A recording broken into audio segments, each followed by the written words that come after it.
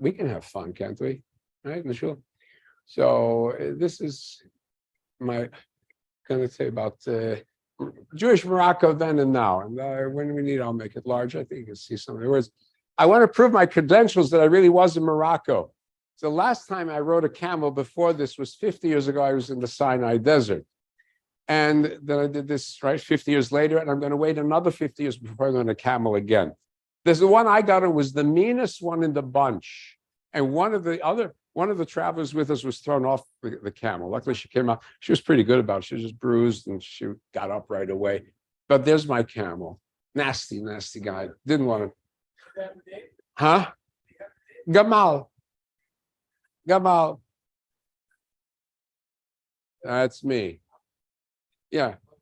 There we go. Yeah, you want to see me. You want to see me. Okay, there, that's me. Okay. Holding on, holding for dear life. Don't worry about it. Keep when the camel's about to throw me. Yeah.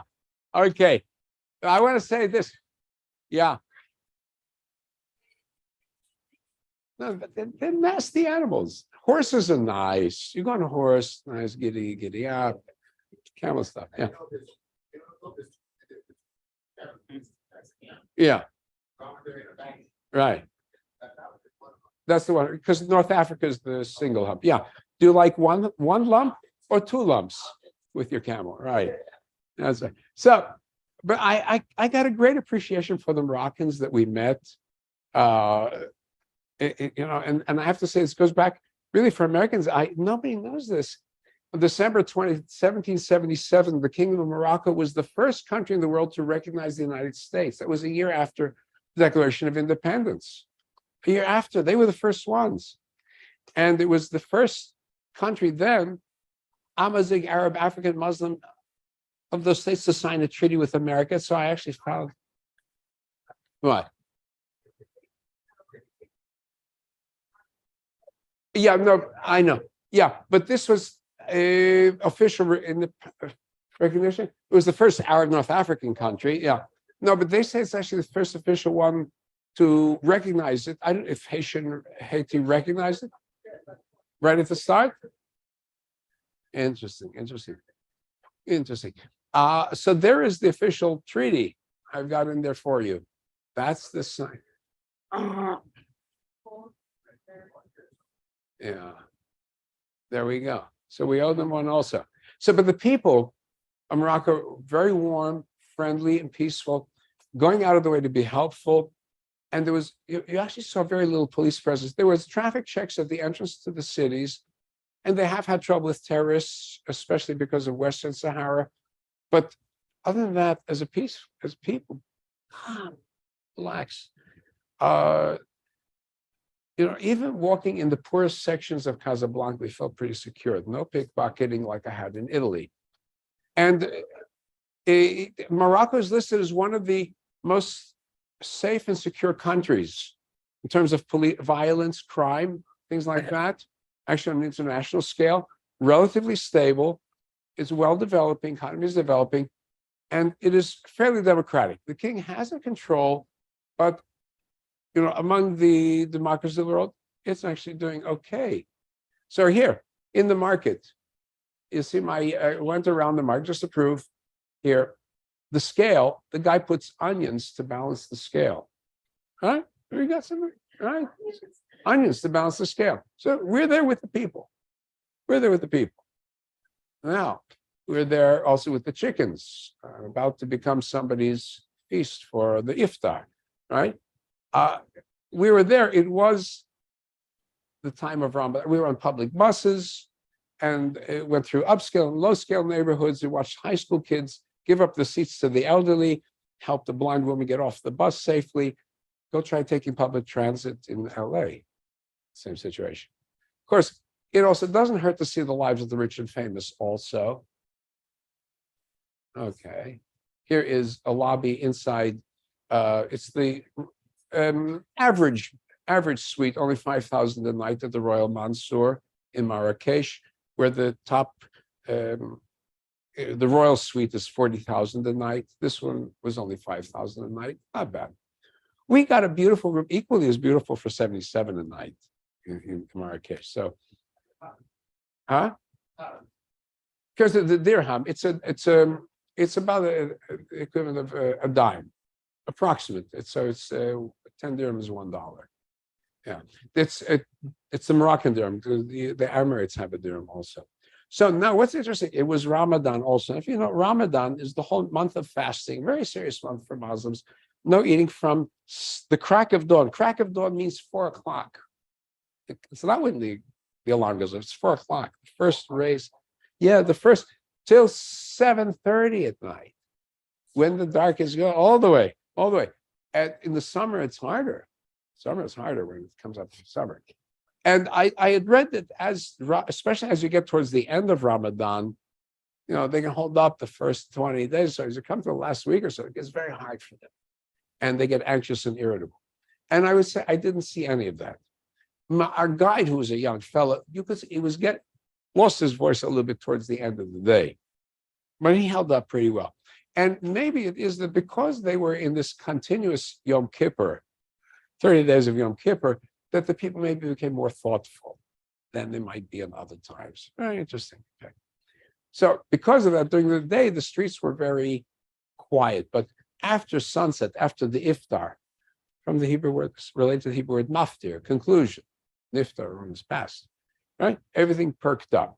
So here's a mall in Casablanca, beautiful mall, all the top-end stores, an aquarium in the middle of the mall, right, with some sharks in it, and everybody's gathered at 10:30 at night. They ate their iftar meal. In fact, if you don't get there in time to the restaurants, there's nothing left. We went and we got there, everybody eating everything, so we ended up with the Domino's pizza there. Working a day. Okay, they have to do it in a timely manner. But what was nice was that they immediately broke out there was a band, and the band sang, and they all sang along with the band this song. Let's see if we got this. Tell me if you hear it. Oh, no, where'd it go?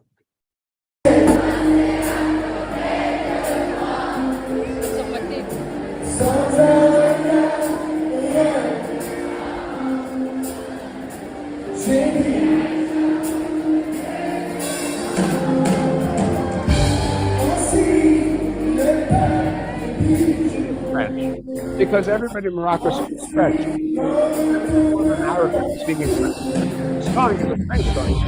We listen to it, and we all say, "Wait a minute, we all know that song. It's an Israeli song that we also know, right? Same music. Here, just put this on just a little section. This is the Israeli version of the same song." No, this is the Israeli version. The original version is a French. It's a Moroccan singing in French. לבד לא אני לא קיים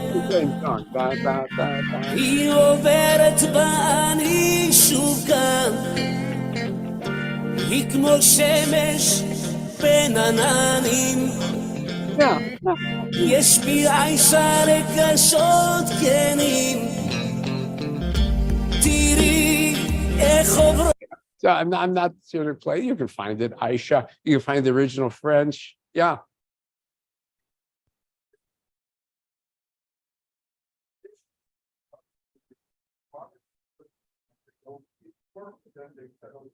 Switched.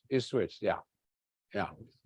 There's several things. There were several changes that he made for the internal reasons that he had. Was moving Yom Kippur to the idea of Ramadan, moving the day of prayer from Shabbat to Friday, moving the Qibla, the orientation, away from Jerusalem to Mecca intentionally. But what was nice is at the end, as I say, when the sun is set and everybody's eating, then everybody's mood is very good. And at the end, you have the Eid al-Fitr, which is the holiday of completion, and it's followed by 3 days of public vacation, and everybody's in a vacation mood in the country. So I'm looking at this song, Aisha, that's its name, and I said, it's interesting here. The Moroccans love it, Israelis love it. We have a point of commonality. And it turns out that the connection between Morocco and Israel is much deeper than people knew. It goes back behind the scenes, back to 1948. And continuously, even though it's only official since 2020. So in these recent years, Israeli tourists and business people have been going to Morocco so often, everybody there speaks Hebrew. It seems like it. So here's a sales pitch for Moroccan argan oil. It's a beautiful oil. They produce dietary benefits. Okay, so she's going to tell us about.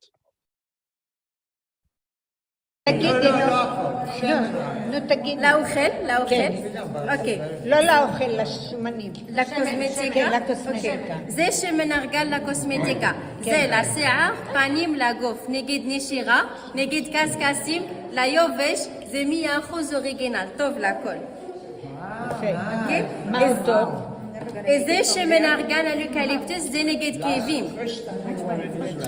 שמן ארגן רוז, אורנג', לואיזה, יסמין, זה טוב למסאז', ליובש. זה שמן סברס, 100% אוריגינל. זה טוב לפנים, זה נגד קמטים, זה כמו בוטוקס.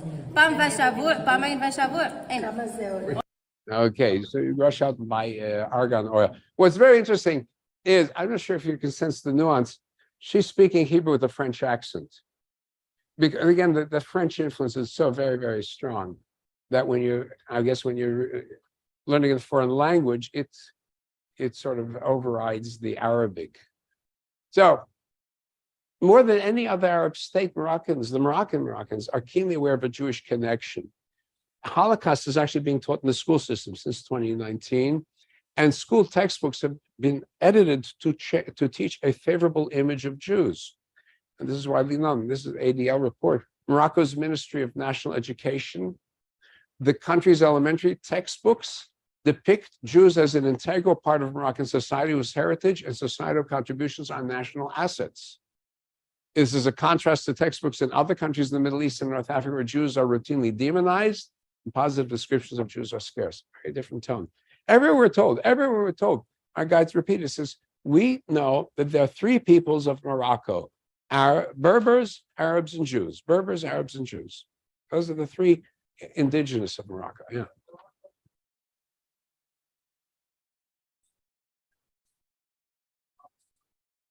Oh, Jewish saints, yes. Very. So we'll go into that. Yeah, I'll show you. So the question, well, how deep does this connection go? At every point, our guide emphasized the Berber connection, Amazigh, the free people. That's the name they use for themselves, as well as his own Berber roots. And they prefer this term Amazigh, free people, the language Tamazigh, and the alphabet Tafinich, indigenous to the people. They're the indigenous people of North Africa, across all of North Africa, those peoples, Berber, Tuareg, they are the original peoples. They precede the Arab conquest, and they're still fighting to maintain a distinct language and identity. All the governments, the Arab governments, try to suppress the Berber identity. Moroccans came to the idea of the king to integrate the Berber identity. And so all signs are in Arabic, Berber, as well as Latin letters, all signs. So here's our guide. Nice young fellow. If you know a nice girl for him, he's still single. Okay, good guy. Here is his card, Murad El Bairi. Okay, if you'd like to touch base with him, there you got it. Really good guy. He was very good. He was good. He knew an awful lot, and he understood a lot, and he knew what we were looking for. The group was not a Jewish group originally, but it just turned out that it was about 3/4 Jewish, mostly Israelis. So he knew what spots to take us to. All right. So same thing by emphasizing the Jewish roots. He emphasized it all the time. We went up to a waterfall deep inside the Berber Atlas Mountains, Orica waterfalls, and there was a guide who took us up, made sure we didn't break our necks falling down. His name was Ali. Thank you for keeping me from breaking my neck. He helped me down. And also he emphasized, oh, we're Jewish, right? Very big thought. Well, okay, where does this come from? So I found a book called Between East and West, and I thought it was so good, I had it with me, so I'd know what was happening, and I gave it to the guide at the end. But here I pulled out some relevant passages from it. Referring to a legend, frequently recurring legend describes a Palestinian origin to the indigenous Berbers. So Byzantine historian Procopius, the Phoenicians, as they flee before Joshua, And Phoenicians can, it's the same word, it means the same thing. Left the Palestinian homeland, migrated across Egypt, spreading out as far as the Pillars of Hercules. Pillars of Hercules, that is Gibraltar. Right? And an ancient legend, well known. It would seem indeed that the Berbers actually are a peoples that originated close to the Near East and spread their way westward across North Africa. So that there may be historic roots to that legend. So in his days, the natives of North Africa spoke Punic, Phoenician, a language closely akin to Hebrew. And we have a Punic inscription on 2 stone columns at a place called Tigris. It is we who have taken flight before that bandit Joshua, the son of Nun. Right? So now we ran away from this Joshua. Somebody had made an inscription. So the persistence of the legend derives from this profoundly Semitic character of North Africa during the nearly 7 centuries of Carthaginian domination. Remember Carthage, right? That almost took down Rome. It was a Phoenician city. Karta Hadasha means the new city in Phoenician. And Kiryat, Karta, Kiryat, Hadata, Hadasha.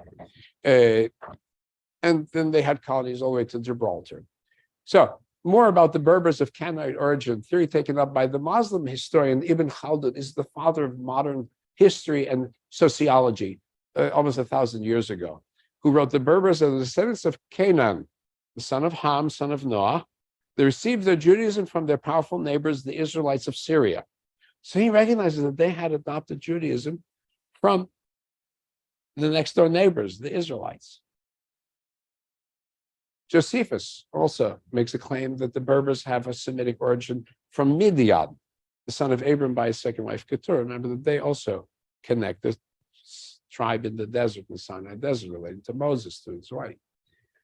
A Talmudic text also talks about the Girgashites, one of the 7 nations of the land of Israel at that time, who left in a treaty with Joshua, and they, the Talmud says, got fine land in exchange. Africa meaning North Africa, in particular Carthage, North Africa. That's the origin of the word Africa.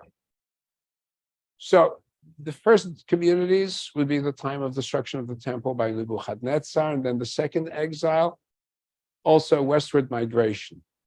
And the first Jewish settlers retained in the new environment the use of their own language, which the Punic neighbors understood. They could use their language to settle and do business because they had mishpucha there, right? It enabled them to adapt to their new home and was similar then to the one they'd been forced to abandon. So look at this, the Carthaginians. Hannibal, that is Hani, by the grace of Baal, which is used in the Bible also for Jewish names in the Bible. Like Yeroboam is Yerobaal. Hannibal, Hananiah. And there's his brother Hasdrubal, Barca. ZSD is for the Ayin, Zion. Hasdrubal, Ezra. Ezrabal, Ezariah. Barca, Baruch. To the other, Baruch or Barak, one or the other.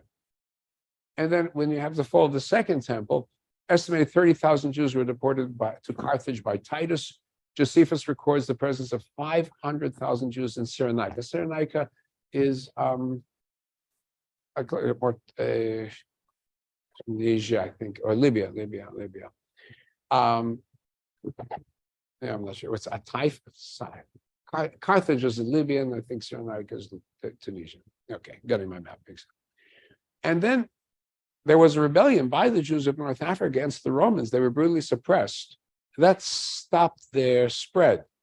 So what happened was the survivors of that rebellion fled westward, what's called the Caesarean province. That means what was called Mauritania, not Mauritania on the map today, but Mauritania in northern Morocco, and crossed the Sahara from oasis to oasis, reaching as far as the Niger River, right, deep into Africa. And then they spread westward, Mauritania. As I said, it's a Roman colony between Morocco and Algeria. All of these places, Sétif, Alma, Pasa, the Volubilis, we end up in one of the places, Volubilis, the ancient Roman capital there.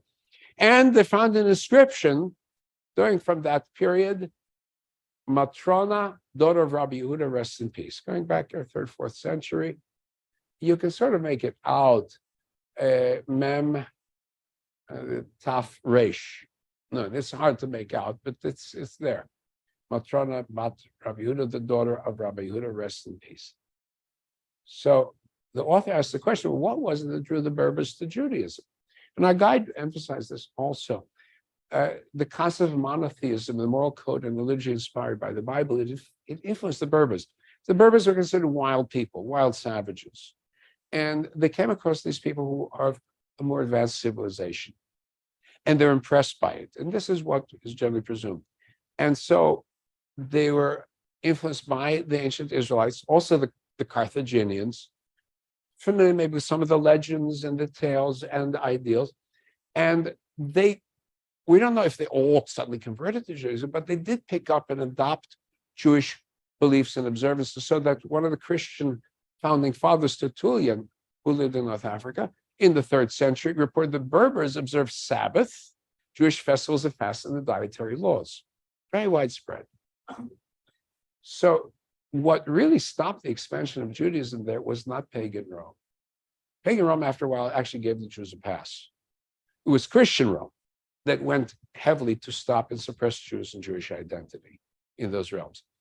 And the Berbers resisted as much as they could. And they resisted against the Romans, they resisted against the Islamic Arab conquerors also. And according to a legend, the hero of this resistance was a reputedly Jewish queen. And it's also from Ibn Khaldun, the great historian. And he writes that when the Arabs reached North Africa, a number of the Berbers professed Judaism. Among the Jewish Berbers, there was the Jarawa, a tribe in the Awas region to which belonged Kahina. It's more in Algeria than Morocco. And so Hassan, the leading general of the Arabs, was told of a woman who ruled the Berbers, Kahina. She dwelt, he was told, in the Aras Mountains, and this Jewish woman could foretell the future, and all that she predicted came to pass without fail. If she were killed, Hassan was told, he would meet no resistance after that. So he marched against her. In the first battle, he lost, and she was queen of the Maghreb for about 50 years, and then she was defeated in battle, and the Arab conquest went on across Morocco into Spain. We give ourselves credit. We don't know for sure. It's hard to know if she really was Jewish or not, or a mix of Jewish and Christian and pagan. It's hard to determine. But from that point on, the bulk of the Berbers accepted Islam. There was always a stubborn remnant surviving. DNA studies show that the Jewish Berbers of North Africa are much closer to other Jews, whether Ashkenazic or the rest of the Mizrahi Jews, than to their Berber neighbors, even though they were very closely intertwined. Still, that original Jewish settlement retained its identity. The others found it easier to absorb Islam and then take over North Africa with Islam instead of bucking it. And they became the rulers of North Africa for a long time. So, on just some other things, by the way, Morocco, there's a question, where's the origin of the word Morocco? They believe it actually has come from the city Marrakesh, but in Arabic it's also referred to as Maghreb. It's a ha.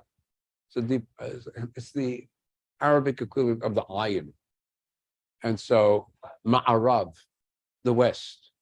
Maghreb means the West. So Morocco is Maghreb al-Aqsa, the farthest west. It's the Atlantic, not the Mediterranean. Just when you see that term Maghreb, it means the West. Ma'arav, the West in Hebrew. Right? In Jerusalem, in the middle of Tel Aviv, there's a center of Tel Aviv. It's called Mugrabi. Right? Mugrabi. Right? It's because it was Moroccan. Right? It was, I think, somebody from Morocco maybe founded it. So those original Berber Jews are referred to in Morocco as Toshavim. Toshavim, the residents. That's how the Jews and Moroccans describe themselves. The Toshavim, we are the residents, the originals. The others are Meguroshim, the exiles. So we'll talk about that. So the ongoing excavations here, just recently, there's a report about a synagogue from some remaining as far back as the 3rd century, being excavated in the desert, in the Atlas Desert, in the Atlas Mountains. That's recent. That's in cooperation between Israel and Morocco, being able to carry on expeditions. Well, here are the Toshabim, the original Jewish Moroccans. The Moroccans of Berber Amazigh origin. Here, men. It's from 1900 photograph. And here, magnificent Jewish woman. Notice the face tattoos. Very common of Berbers. And the Jewish Berbers use the same tattoos, same facial tattoos. So now we get, that's more recent. I think that's, maybe one of the recent immigrants to Israel, or I say recent, 1960 maybe. Now we get this wave of Jews from Spain. Some of the Jews come from Spain because the kingdom of the Almohades had invaded Spain proper, and they were militant Muslims and forced conversion on Jews. And Rambam, among others, Maimonides, escaped to Morocco and he settled for a while in Morocco. And then with the Spanish Inquisition conquest of the rest of Spain, the Reconquista, right, and the expulsion of Jews 1492 and the Inquisition followed, we have the Megurashim, the expelled ones. The Jews also were coming in from Italy at the same time. So now what you have in Italy, in Morocco, is the layer of the original Berber Jews with an overlay now of Sephardic and Italian Jews. And that changed the atmosphere of Moroccan Jewry. They remained separated for a long time. Gradually, they blended so that now, I think in the last century, 2 centuries, there was no longer any significant difference between two communities. But it took time. Like all integrations take time. What's fascinating is that when the Europeans discovered Morocco, they wanted to draw and paint people from Morocco. You couldn't get Moroccan Muslim women to pose because they were covered. They weren't allowed out. Jewish women were liberal. Jewish women were the liberated ones. So Delacroix, the great Jewish painter, could make this painting, the Jewish woman of Algiers. I'll make it larger, right? She's relaxed. She doesn't have to hide anything. Her face is open. And this famous painting of a Jewish wedding. Mixed company, the young woman is dancing, he's playing, everybody is uptight. This would not have been possible in the Muslim setting. So Jews are much freer in many ways, much more open. And it shaped, because of this openness, it also shaped actually the physical structure of the Jewish quarter, Melach. Melach, M-E-L-L-H, you see it spelled that way as they pronounce it, Melach, they think from the word melach, salt. Arabic and Hebrew, the same word, because maybe salt cellars were located there when they started. It turns out, interesting, the king wanted the Jews near him. So when the king moved, he would force the Jewish community to move the Jewish quarter. It was much to keep an eye on them, is also because he needed them. They were very useful. And your protector was useful to you. In the old quarters of Arab cities, you have what's called the Medina. Medina, same word in Hebrew, meaning a place, a jurisdiction. We use it today to mean a country, but originally meant a city-state. So the Medina is the center city, core city. In the Muslim sections, there are no windows to the outside, only to the inside courtyard. So we walk along through the corridors of the Medina, and we see very small doorways. The door to enter is about this high. You have to bend down. There's a bigger door, so if you want to bring in your donkey, you open the bigger door. Well, how does anybody know who's there? The Moroccan woman could not be seen by the public. There was a lattice over the doorway. She could climb up, peek out, and if it was somebody who she knew and trusted, she could then open the door. All right? So when you go to Muslim quarters, you'll see the women's quarters, the windows are covered with a dense lattice work. They can look out, you can't see it. Jewish balconies were just the opposite. Jewish women could stand out on the balconies and call out to their neighbors. And in Israel till today, Jewish mothers shout out to the kids below from the balconies. Right? Mazal, Tavoy Abaita, Yosef, Tavoy Abaita, right? Our life is outside. Very different atmosphere. You can see the open porch, the open balcony. That's not in the Muslim quarter, only in the Melach. The Melach was much better in many ways than the ghetto. The Jewish ghetto was really a rough place. The Melach was a much better place. So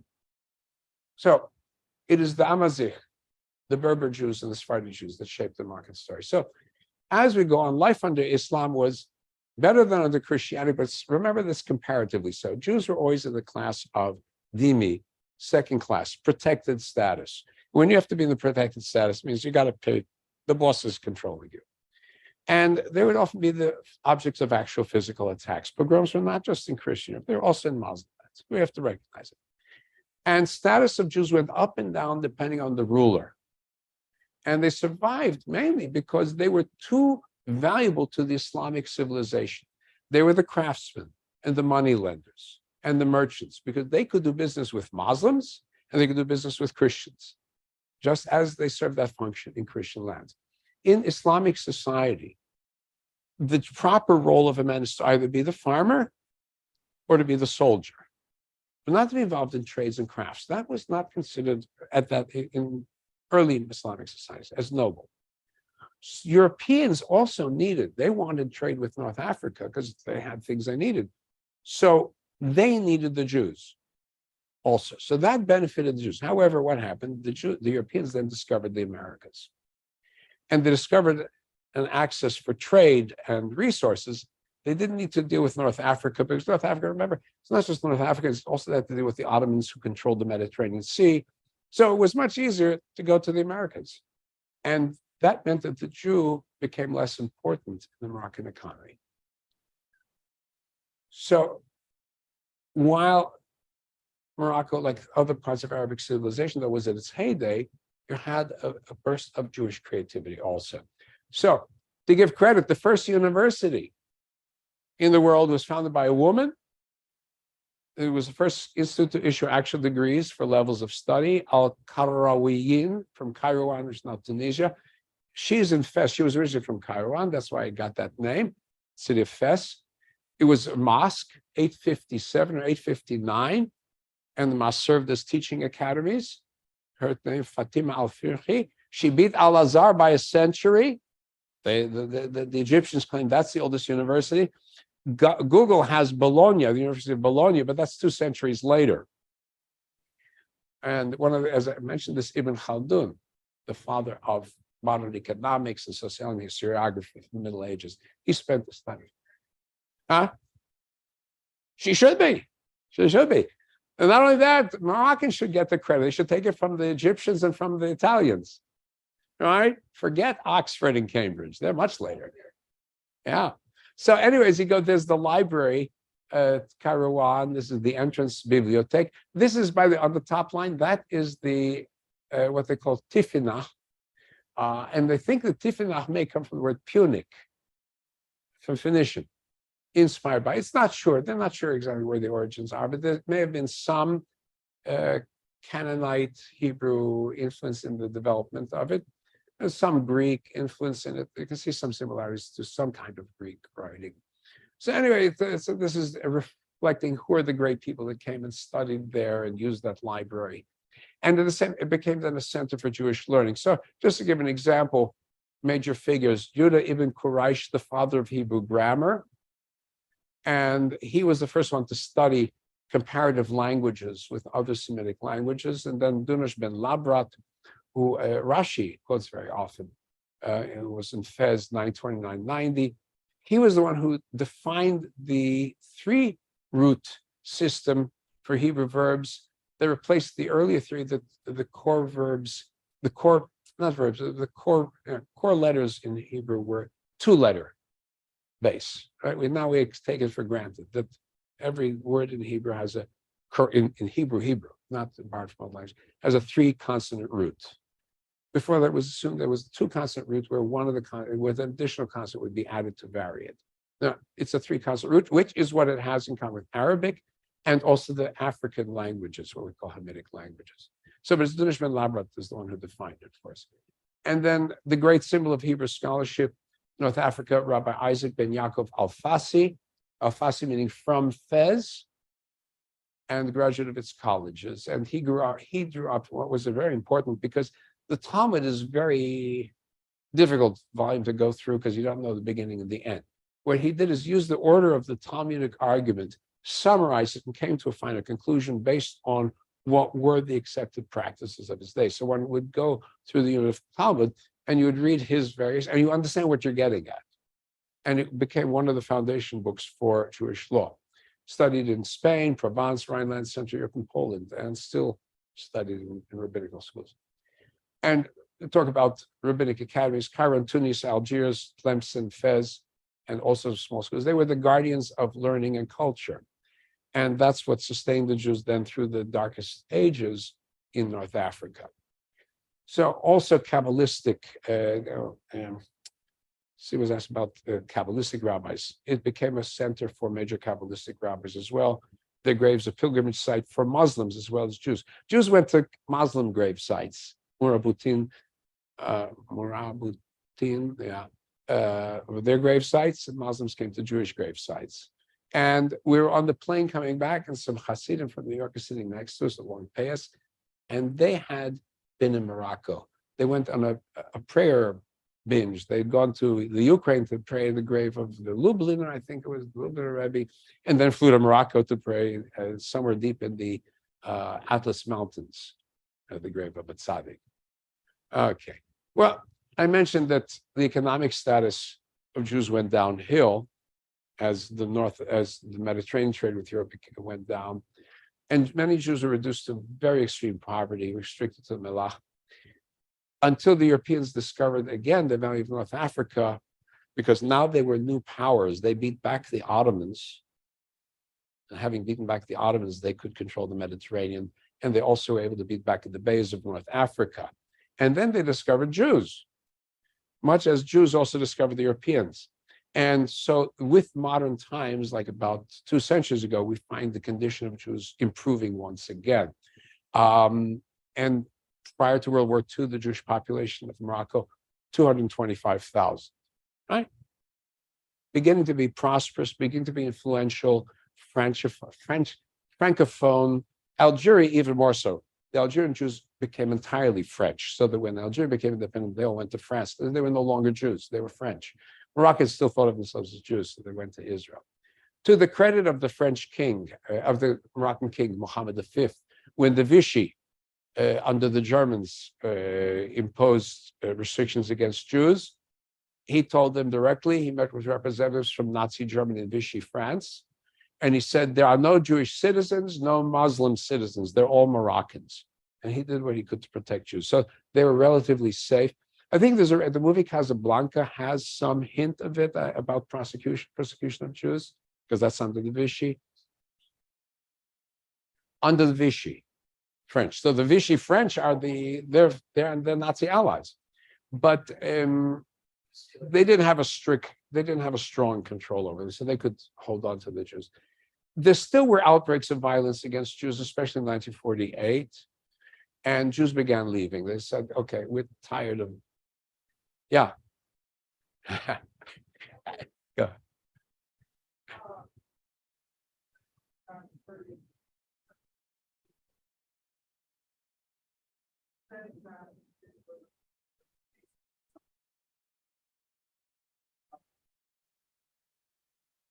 The Sephardic exiles.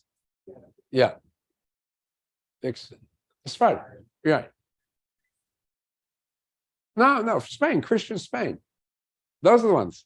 The natives are the ones who were the Jews that the Romans kicked out and the Babylonians kicked out. They're the descendants. But these are the ones that mainly the Spanish conquistadors finished. We don't need our Jews anymore. The Jews built up Christian Spain, and then they didn't need us anymore. They kicked us out, including their own treasure. Okay.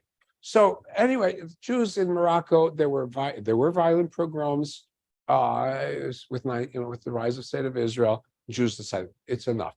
They began leaving, and so a large number left between 48 and 56. Then, when Morocco gained its independence from France fully, they closed the gate. They wouldn't let the Jews leave.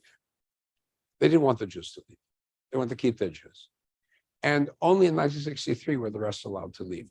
So right now, there are only about 2,500 Jews still living in Morocco. Right? Only 2,500 Jews in all of Morocco, but they want this Jewish connection.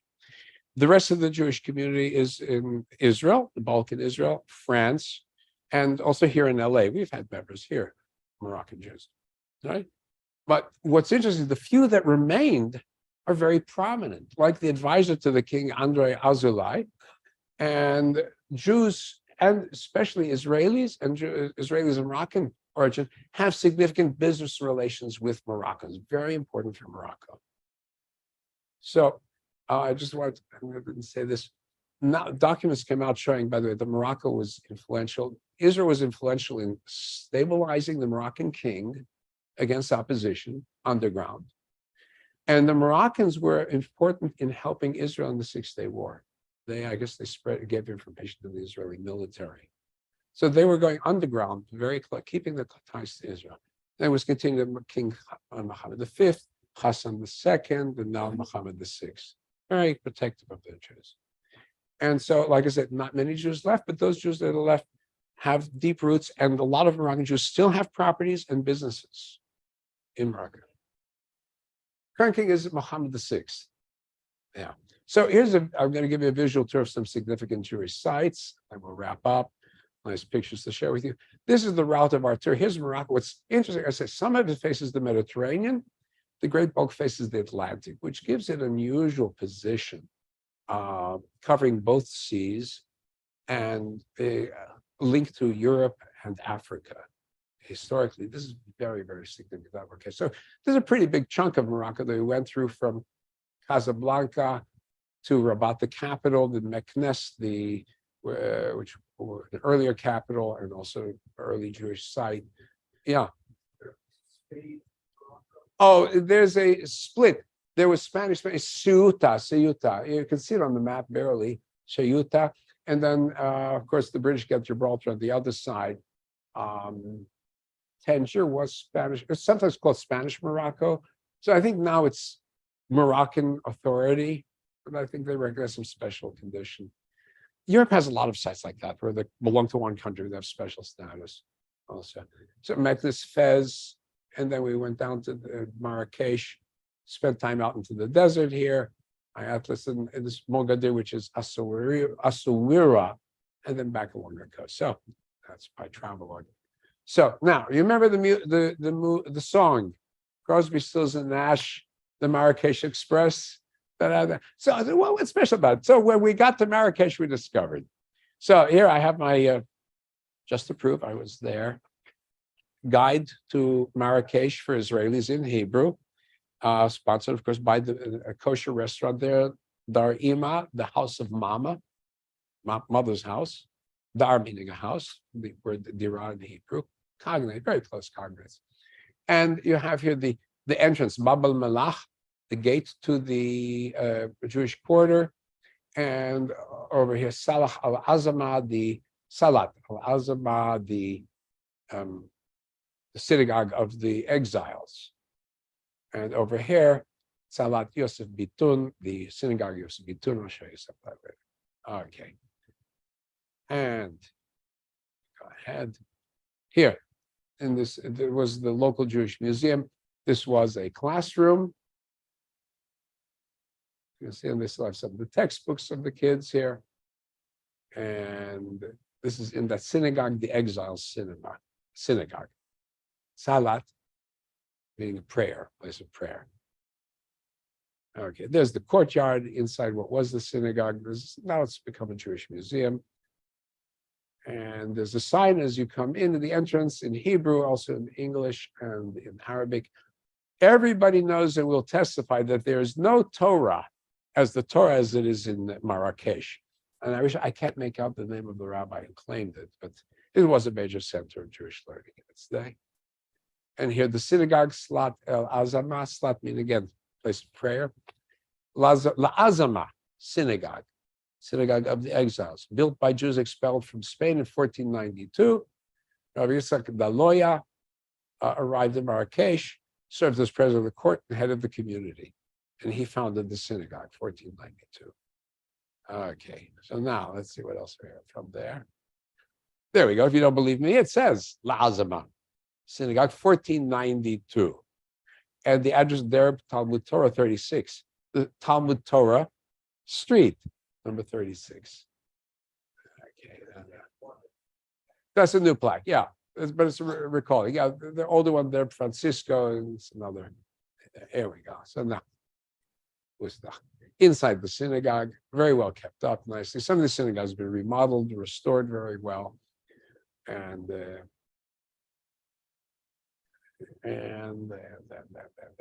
here's the entrance to the Jewish quarter, Bab il Malach, Bab meaning a gate, like in Bavel, the gate of the gods. Bab is in Hebrew, Aramaic, ancient Babylonian, unchanged. Okay, gate to the Malach. It will be closed at night. It was closed at night maybe for security. Well, the European shtetl or European ghetto, the gates were closed at night because they were afraid of the Jews. That's why they closed the gates. But here it was to protect.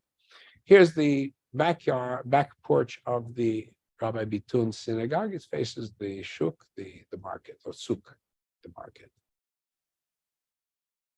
And as I said, here's the open house balcony in the Malach. You can see that one I showed you earlier. And look, this is a fancy one. They have a little bit more money. Here we go. Advertising for the restaurant, their menu. You can get this a full banquet, full course meal for two for $120. It's not cheap. Okay. Yeah, American dollars. Yeah, it's 1,200 dirham. The bigger one is 1,800 dirham, so it'd be $180.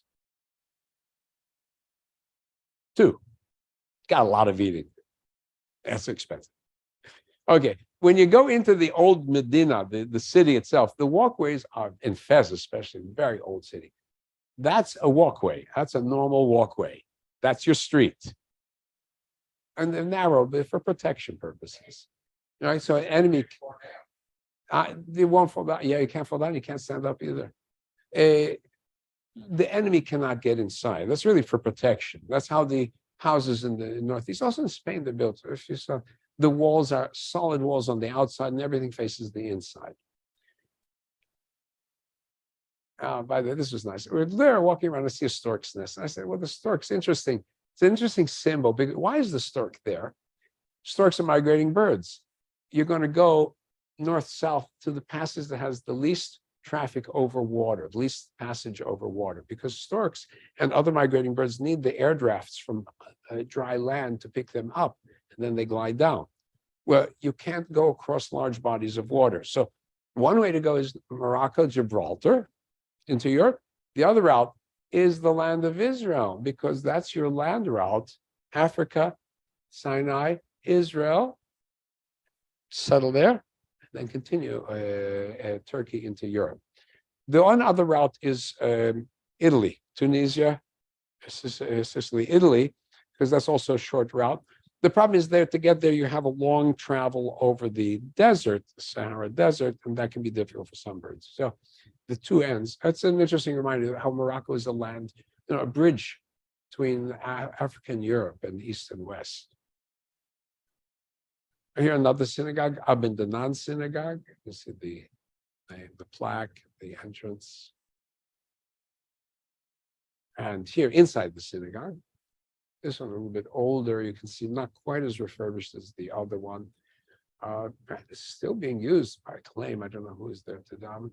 This, what you see in front of you, is specifically a Sephardic innovation in synagogue design. It's taken from the Muslims, in which there's a platform for the darshan, for the speaker to speak and give the sermon. It was not in earlier synagogue designs. It was not repeated in Ashkenazic designs. Al-Mimar, the speaker stand. And then this is the bima. This we're familiar with. The synagogues in the center. And what would you find in the synagogue? Of course, the Sefer Torah. And it was open to that week's Torah portion. I don't know if by chance or if they actually go through and switch it every week. I don't know. It's the 17th century Torah. And then, of course, you have the mikveh in the synagogue. The staircase down under the floor of the synagogue. You go down and you go into the water. You're welcome to try it out yourself. I don't know. And then cemeteries, about visiting graves. So Fez has, and some of the other cities have very magnificent Jewish cemeteries. Here is in Fez a list of the chief rabbis of the community since 1672. In other words, they had a very large Jewish community, a lot of rabbis that served them. At least the Grand Rabbin entré en fait depuis the 17th century. I won't try to say it in French. Okay, now this was interesting. We come to a grave of Solika Haguel. The Jews called her Sol Hatzadika, the righteous soul. The Arabs called her Lalla Suleika or Lalla Zulika, the holy lady Suleika. The Arabs respected her. The Muslims respected her. What's the story? She was a martyr to her faith, preferring death to becoming the bride of the Sultan. And this is a painting. She was a popular subject of paintings. She was about to be beheaded. What's the story behind her? Young Jewish girl, she's tempestuous, got into an argument with her mother. She ran out of the house, ran to the neighbor's house, says, keep me from my mother, and I don't want anything with these Jews. The mother reports it to the authorities saying, oh, she wants to be a Muslim. She says, no, I didn't say that. I don't want to be a Muslim. Oh, once we suspect you of being a Muslim, you cannot come back to being a Jew. What are you talking about? So she fought with the Muslim authorities on her right to remain as a Jew, and they chopped her head off. That was the beginning of the 1800s, right? That's up until modern times. Islamic law still is in some states. If you convert away from Islam, you're in danger of your life. So she became considered a martyr and a saint, and people, both Muslims and Jews, would go to her grave. So this is her grave, Solika Haguel. It was interesting, one of our friends on the trip has the same last name, so he's trying to see if there's any family connection. But she's Fez, and his family's from the Balkans.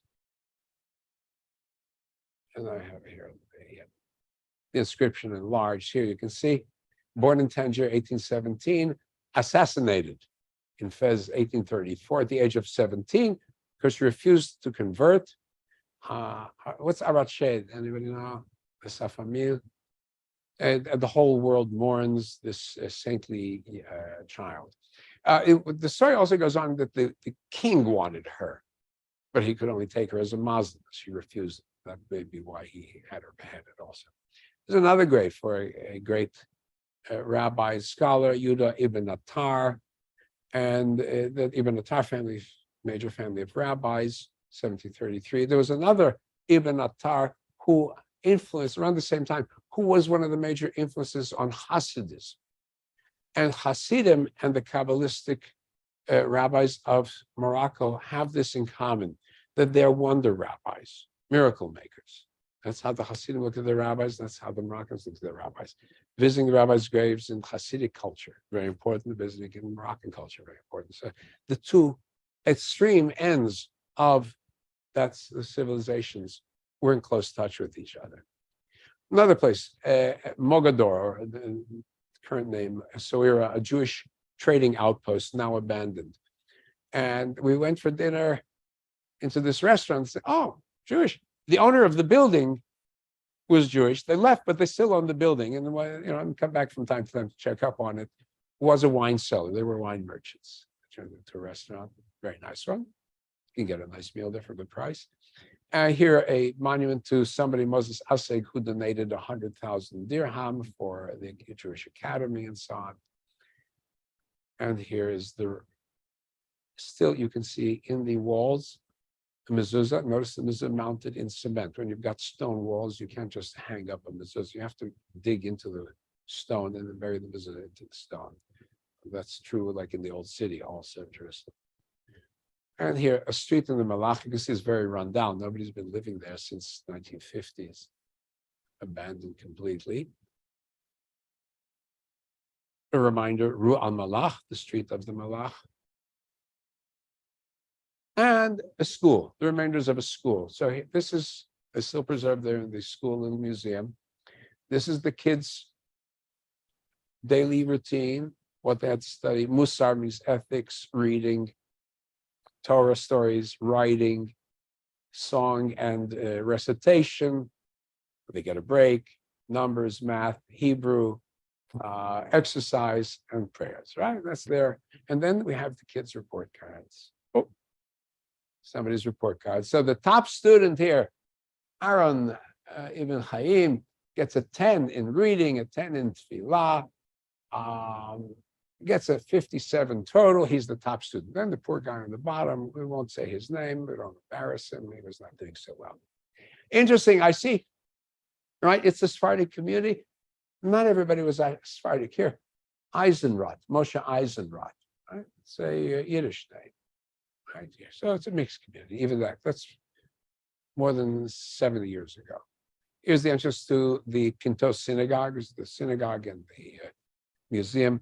Pinto, it's the same family on Pico Robertson at Pico at between La Cienega and Robertson. There's a Pinto Synagogue. It's the same family. It's run by the rabbi's descendants here in LA. Very famous Kabbalistic rabbi. There's a well. You can get your kosher water there from the well. Plus, better be, I don't know. Okay. And then in Casablanca, we went to Shabbat. Casablanca didn't take any pictures in the synagogue. There was, and that's the big center, but there's not much left of Jewish life in Casablanca. There's maybe a few hundred Jews, and there was nobody in shul. Almost nobody. There was like about 20 people. Half of them were the tourists. But the synagogue's been remodeled and kept up very nicely. You go to TripAdvisor, you see a lot of photographs. They've done a magnificent job of remodeling the synagogue, so it's open. It's mainly, as I said, mainly